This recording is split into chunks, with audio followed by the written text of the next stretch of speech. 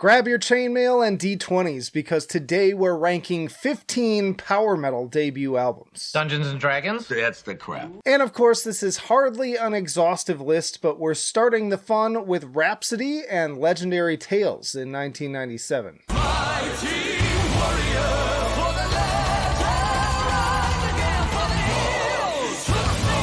Since I know some of you were not as familiar with what power metal actually is, I wanted to make sure I kicked off with one that really exemplifies what we're talking about here. Maybe the best album opener on this list, with the monk-like chanting and organ intro going into Warrior of Ice. Powerful vocals many trace back to the likes of Dio, lush, melodious instrumentation often inspired by neoclassical and folk music, big atmosphere broadened by keys, synth, and other instruments, fantasy-inspired lyrics and imagery, it's all here. The level of production and orchestration on this album really captures the full spirit and best elements of the genre in my opinion, and on top of that, tracks like Rage of the Winter absolutely shredded up in the soloing department. This Italian band knocked it out of the park right from the jump, just a complete blast to listen to from start to finish, so I'm putting this one at absolute perfection. Go over here. Next up is Blind Guardian with Battalions of Fear in 1988.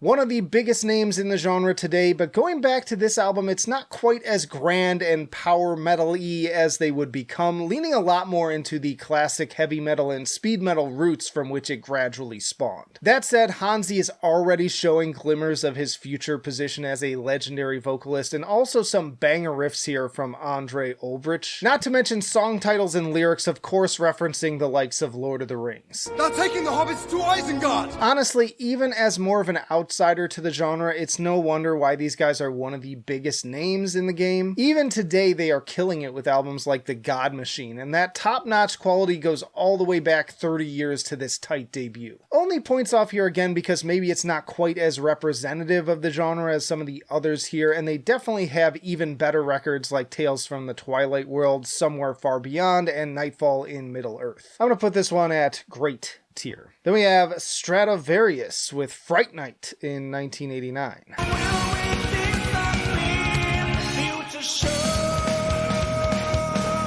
Time for some classic Finnish power metal, starting strong with the earworm hooks of Future Shock. Unfortunately, it's pretty inconsistent outside of that. Definitely a case of the debut being a lower point in the band's discography. In fact, I see on Metal Storm that this is actually the second lowest fan-rated album. They're much more likely to recommend Episode or Visions. But it's not without its moments. I love the use of timpani on False Messiah, some fun riffing on Witch Hunt. The title track is definitely another standout with its big dramatic intro, harmonized vocals, wailing guitar, and additional percussion. Far from bad, but not so great either, at least in my opinion. I'm going to put it at okay tier. Next up is Jag Panzer with Ample Destruction in 1984.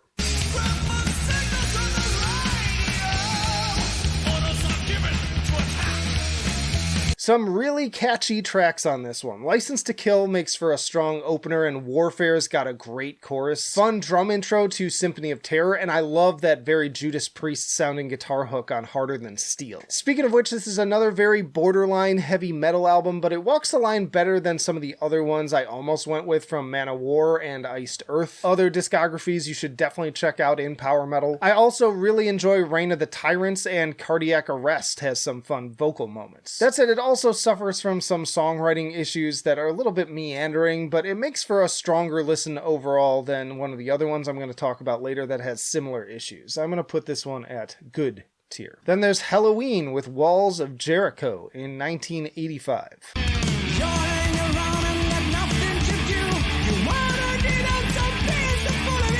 Another big band that I think somehow still dropped some of their best work just a few years ago. And speaking of which, this is the only other album with Kai Hansen on vocals besides that self-titled record. Another debut, still kind of evolving the genre out of the more Iron Maiden go-to sound of the time. There's really not a down moment, but I do find it to be derivative enough of some of my favorite classic heavy metal releases that it's a little bit forgettable to me personally. It's definitely one of their more well-liked albums and extremely well performed, but not one of my favorite for this particular list. Basically, it's no keeper of the 7 keys, but expect riffs upon riffs and top-notch shredding solos with this thing regardless. Also some fun sing-along moments with tracks like Reptile. I'm gonna put this one at great tier. Next up is Gamma Ray with Heading for Tomorrow in 1990.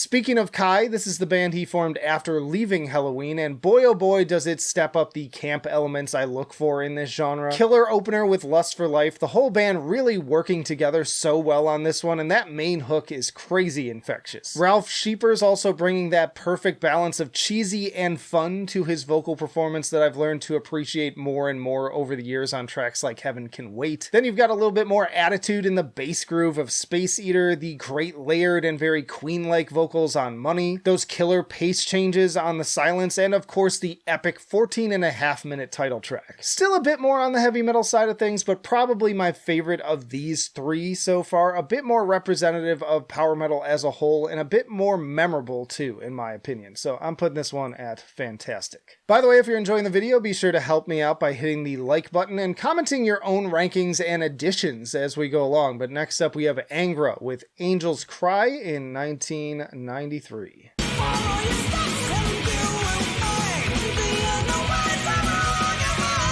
How about some power metal from Brazil? This was actually the name I was least familiar with going into this list, but they quickly became one of my favorites with their great mix of headbanging riffs, symphonic flourishes, and infectious vocals. Carry On is another one of those peak openers I would recommend to someone asking the question, what is power metal? I also respect that these guys cover a lot of ground stylistically rather than just dabbling in the usual influences. There's elements of everything from neoclassical and progressive metal to funk. Notably, Kai Hansen shows up again on this list playing guitar with fellow Gamma Ray member Dirk Schlichter on Never Understand. There's even an awesome cover of Kate Bush's Wuthering Heights. Definitely one of the more interesting and unique albums on this list, so it is going to perfection. Next we have Primal Fear with Primal Fear in 1998.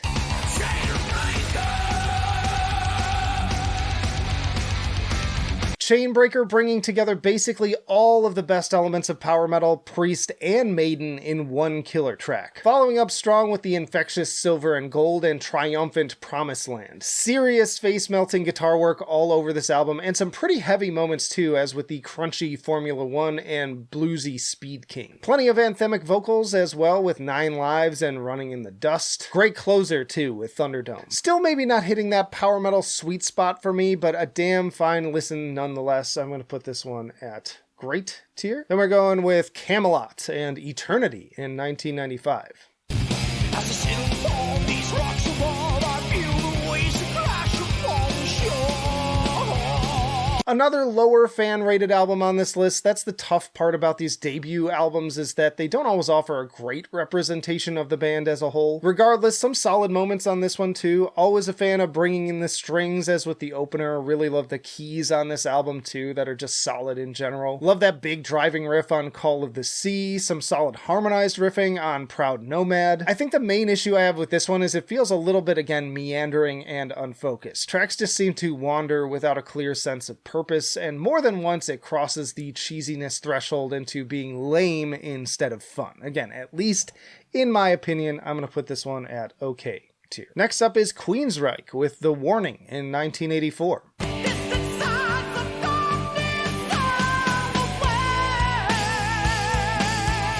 These days, Queensryche is much more known as the progressive metal and rock band, but early on they also dabbled in power. In fact, in 2019, Metal Hammer ranked this number 13 on their best power metal of all time albums list. I'd kind of describe it as taking Number of the Beast, which came out just 2 years earlier, and then broadening out the more dramatic and atmospheric elements. They even supported this album on Iron Maiden's World Slavery Tour. So another pretty borderline album overall. I'd still say it leans closer to them and like Dio, who they also opened for that year in Europe, but a strong and pretty dynamic entry. Not to mention Take Hold of the Flame was a huge hit. My own personal issue is that I find it to be a bit slow when I prefer this genre at its fastest and most bombastic, but still good. I like the complexity of it. I'm going to put this one at good tier. But speaking of fast and bombastic, we have Gloryhammer with Tales from the Kingdom of Fife in 2013. He is the prince of the land of Fife.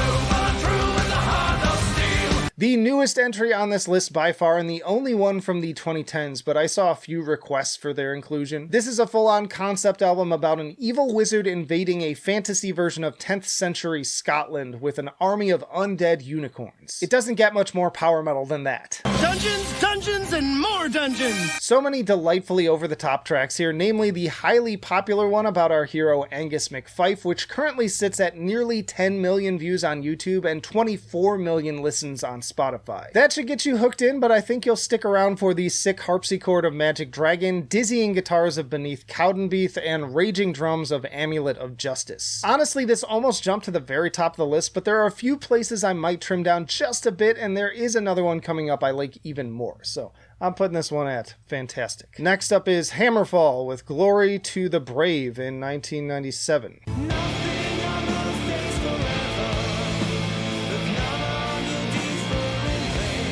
Time for some Swedish power metal on our little tour here. This and their sophomore effort seem to be among the highest respected by the fans, but for whatever reason, I had trouble really connecting with it. What is wrong with you? There are some great moments on the likes of Hammerfall, Child of the Damned, Steel Meets Steel, and Unchained, but I scarcely even found myself bobbing my head. And another case where the most popular single is a sappy power ballad in the title track. As always, mileage will vary based on personal taste, and you should never take my opinion as gospel, but yeah, I don't really see myself revisiting this particular album, and based on times I've sampled this band's other albums, they may just not be for me, so I'm putting this one at okay. We have Powerwolf with Return in Bloodred in 2005. I've been getting more and more into these guys over the past few years, with Interludium even making my best albums of April list this year. I enjoy their especially campy brand of highly symphonic power metal and unique focus on vampires and werewolves as opposed to knights and dragons given their name. That said, this debut is much more stripped back. Expect plenty of spooky organ, which is always a nice touch. A lot of these songs sound like hymns in some satanic church, but the atmosphere isn't nearly on the same level that it is now. Songs feel a little bit half-baked and lacking polish, and the guitar work also feels a bit on the generic side a lot of the time. I do like Manticore. It has its strengths and I don't find it boring, but I'd strongly recommend one of their later albums like Bible of the Beast over this one, so gonna put this one at good tier. What are we? Werewolves, not squirrels. Then there's Dragonforce with Valley of the Damned in 2003.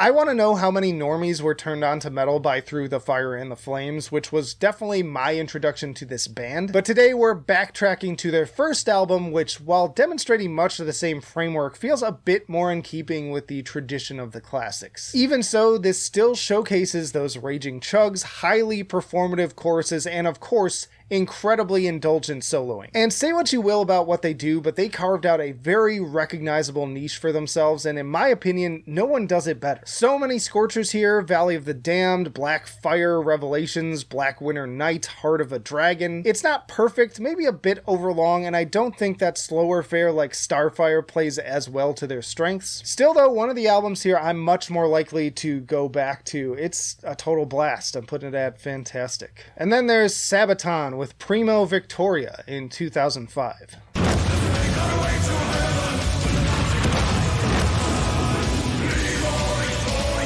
Now, when I did my tier list for this band's discography, I got teased by some people for it being either too corny or baby's first power metal band. But goddamn, was this some of the most fun I've ever had diving blind into a band's albums for the first time. The title track is seriously catchy and got instantly stuck in my head right away the very first time I heard it. It continues to be one of my favorites. Love the production here too. It's got that nostalgic reverb heavy sound that makes it feel like it came out of the 80s or 90s. Counterstrike has an opening drum solo that rivals the classic one from Painkiller. Wolfpack and Metal Machine are also great earworm sing-alongs, and then Into the Fire brings the riffs. Really, the entire record is totally anthemic and epic in every sense of the word. Knock it if you want, but once more, I have to ask, why do you hate fun, Miller? Yep, this one's going to perfection. Yo, you can check out my Sabaton ranking right here, and again, let me know your favorites down below. What albums would you add to this list? Maybe if people like it enough, I'll do another one. But that'll do it for now. Flight of Icarus signing off. I will see you in the trenches.